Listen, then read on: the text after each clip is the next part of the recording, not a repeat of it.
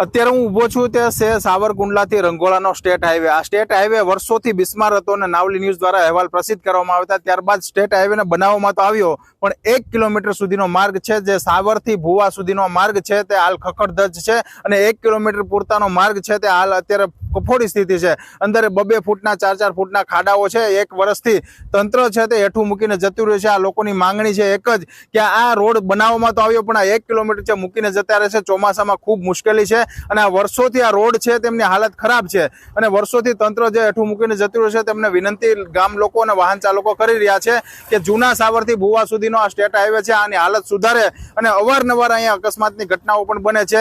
આખો નવો માર્ગ તો બનાવવામાં આવ્યો છે, તે લોકોની માંગણી હતી એ સ્વીકારવામાં આવી છે, પણ આ 1 કિલોમીટરની માર્ગની હાલત ખૂબ ખરાબ હોવાથી અત્યારે વાહન ચાલકોની પરિસ્થિતિ પણ ખૂબ મુશ્કેલીમાં છે। એટલે લોકોની પણ માંગ છે અને નાવલી ન્યૂઝ પણ અપીલ કર્યું છે કે આ 1 કિલોમીટરની માર્ગની કાં તો મરામત કરવામાં આવે એવા પ્રકારની અથવા તો રિફેન્સિંગ એવી કરીને આપવામાં આવે જેથી કરીને વાહન ચાલકોને મુશ્કેલી ન પડે અને આ રોડ છે તેમની કામગીરી પૂર્ણ કરવામાં આવી વહેલી તકે એવી ગામ લોકો અને વાહન ચાલકો માંગણી કરી રહ્યા છે। નાવલી ન્યૂઝ, મહેન્દ્રસિંહ, સાવરકુંડલા।